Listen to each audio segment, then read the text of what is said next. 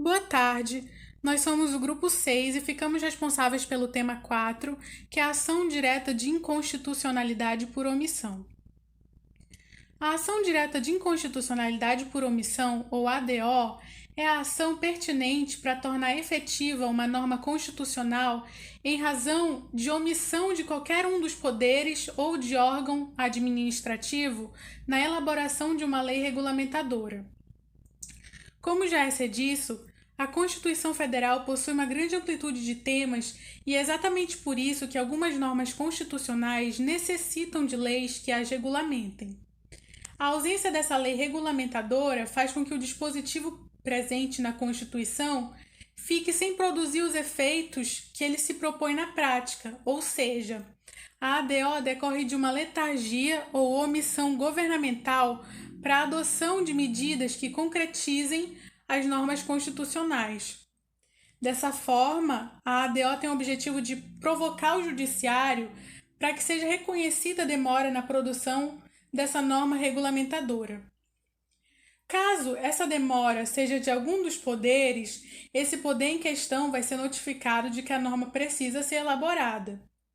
Se essa demora for por causa de algum órgão administrativo, o Supremo Tribunal Federal vai determinar a elaboração dessa norma em até 30 dias, exatamente como prevê o artigo 103, parágrafo 2º da Constituição de 88, que diz: declarada a inconstitucionalidade por omissão de medida para tornar efetiva a norma constitucional, será dada ciência ao poder competente para a adoção das providências necessárias, e em se tratando de órgão administrativo, para fazê-lo em 30 dias.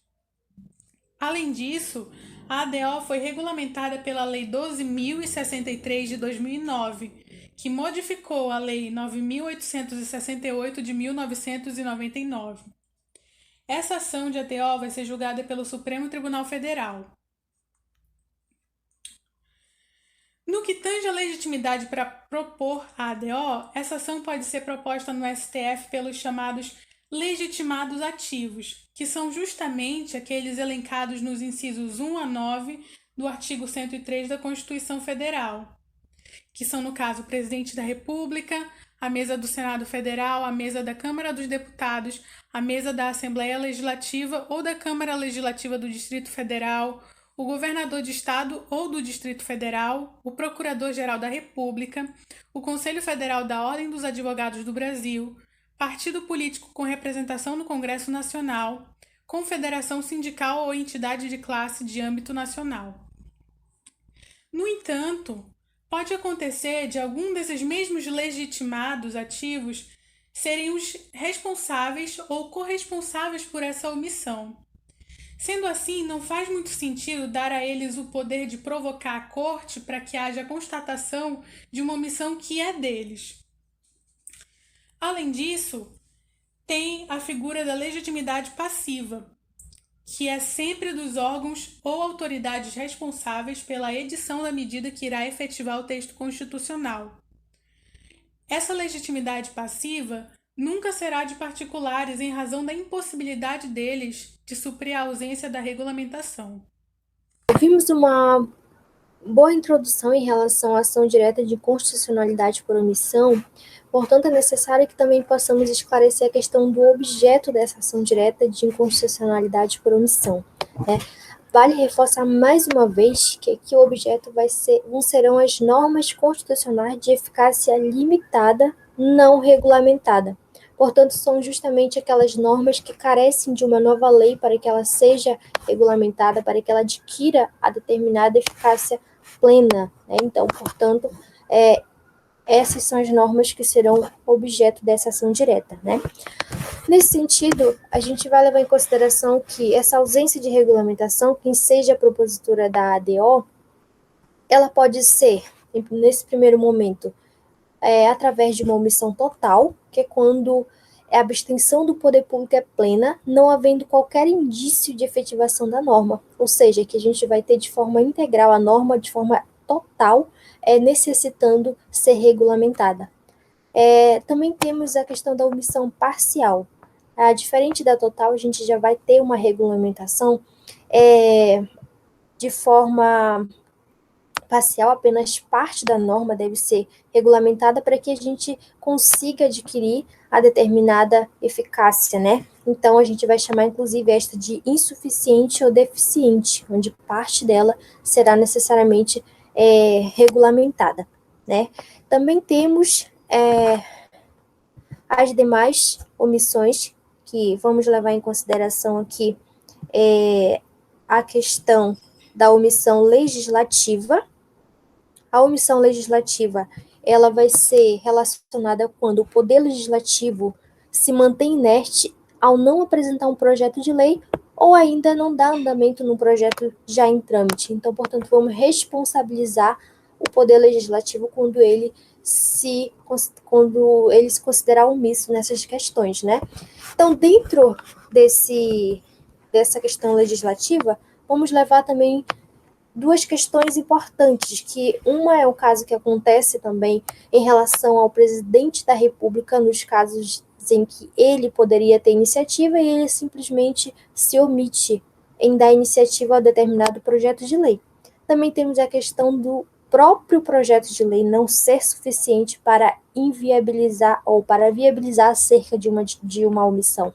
Portanto, o projeto de lei em si não é suficiente para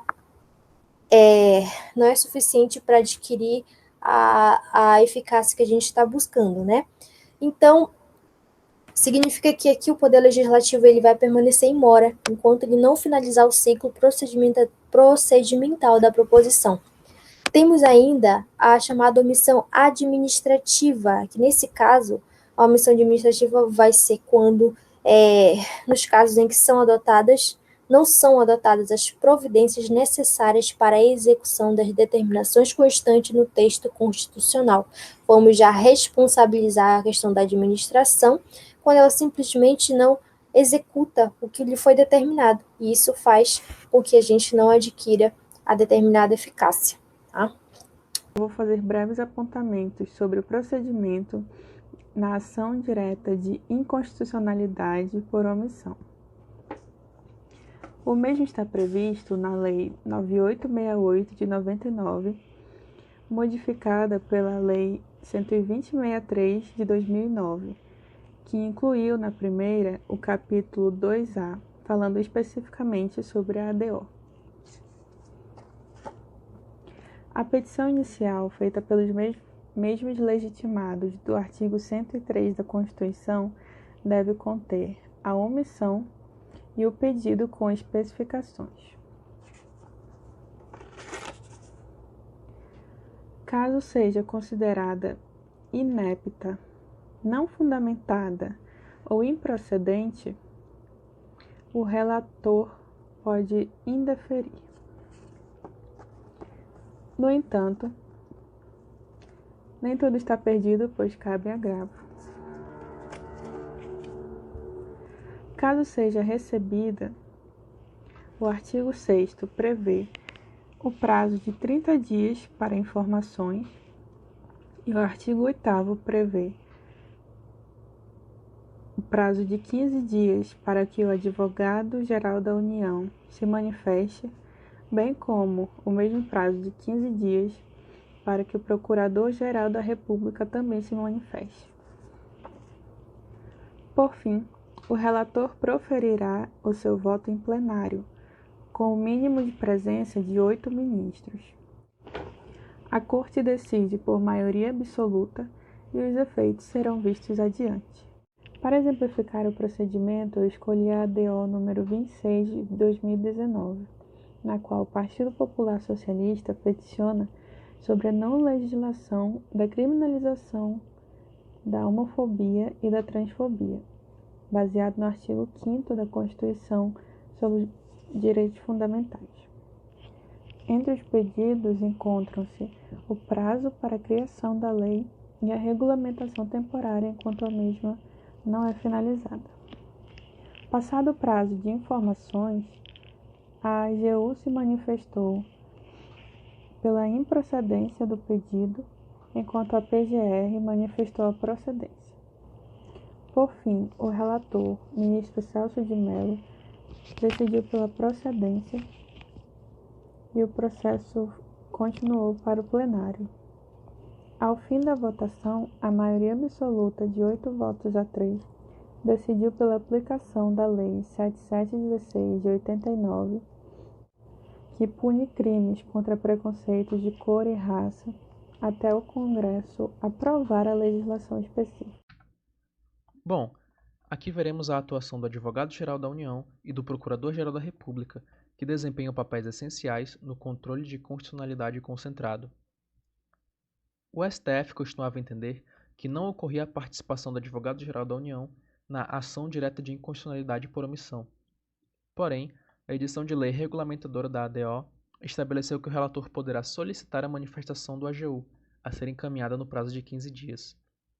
O Advogado-Geral da União desempenha o papel de curador da presunção de constitucionalidade da norma, defendendo o ato ou texto impugnado. Ele defende tanto leis federais quanto estaduais.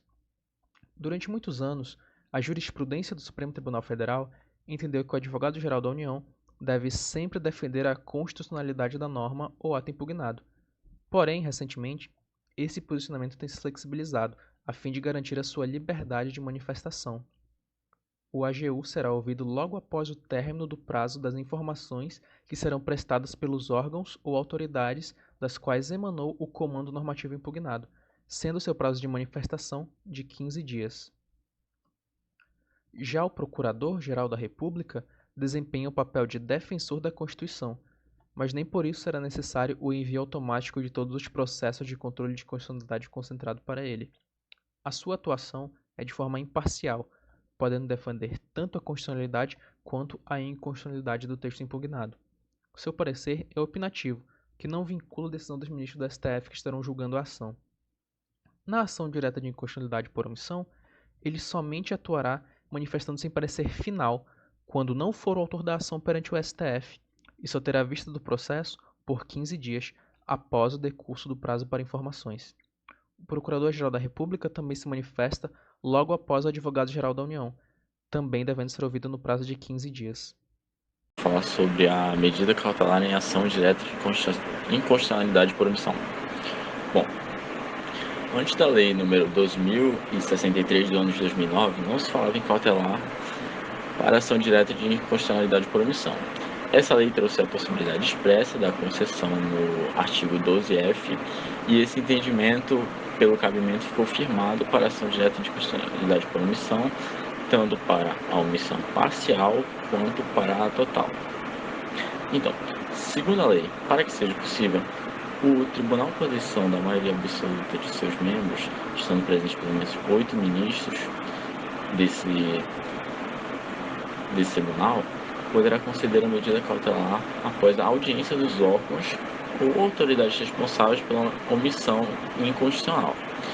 E estes órgãos ou autoridades responsáveis deverão se pronunciar no prazo de 5 dias. Ou seja, após o ato da propositura da ação direta de inconstitucionalidade por omissão, esses órgãos terão 5 dias para se manifestar. Quanto à oitiva do Procurador-Geral da República, nesses casos, a oitiva dele pode ser determinada pelo relator no prazo de 3 dias, apenas caso seja considerada indispensável a oitiva do mesmo. Quanto à sustentação oral aos representantes judiciais requerentes, ela será facultada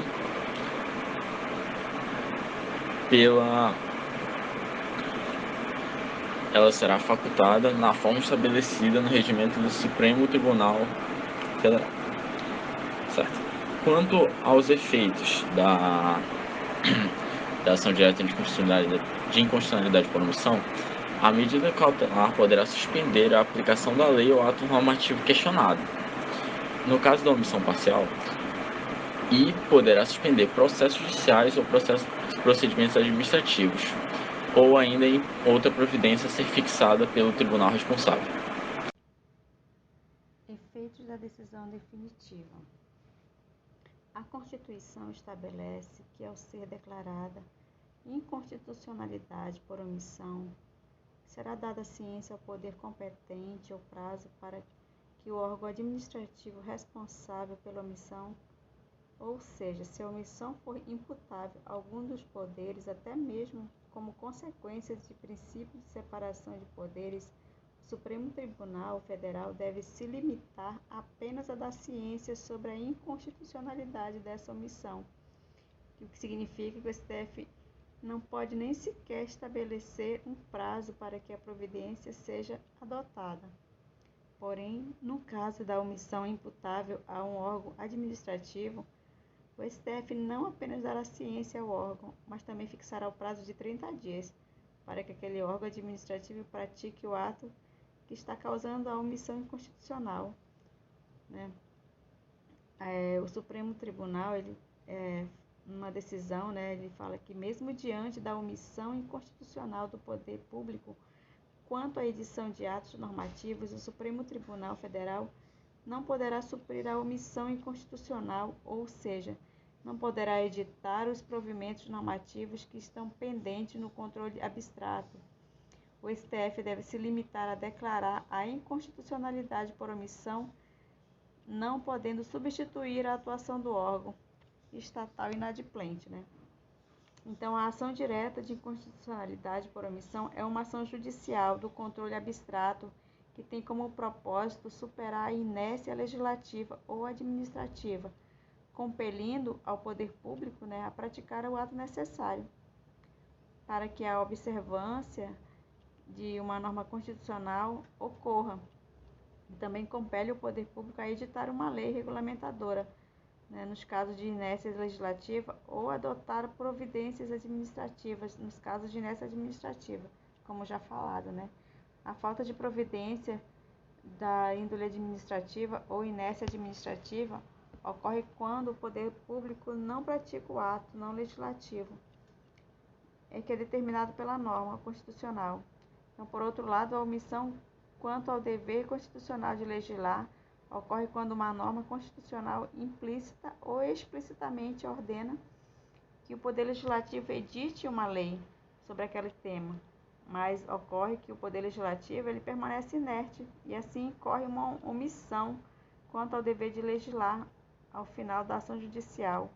O STF poderá ou não declarar a inconstitucionalidade. Ou seja, dessa forma, né, se eventualmente ela for declarada a inconstitucionalidade por omissão, será dada ciência ao poder competente, ou prazo para que o órgão administrativo supra essa omissão. Um outro ponto importante que também precisa ser esclarecido diz respeito às diferenças entre a ação direta de inconstitucionalidade por omissão e o mandado de injunção, tendo em vista que ambas têm finalidade bem parecida. No caso, as duas pretendem tornar efetiva a norma constitucional que estaria sendo violada devido à inércia do poder público em legislar. E para que não haja dúvidas entre elas, eu vou apontar aqui algumas diferenças básicas. Então, apesar delas atuarem em caso de omissão, o mandado de injunção especificamente é cabível no caso concreto, ou seja, quando uma determinada pessoa está tendo seu direito cerceado devido à ausência de uma norma, enquanto que na ação direta de inconstitucionalidade por omissão há um caso em abstrato. A ideia é proteger o ordenamento jurídico, dando efetividade para todos.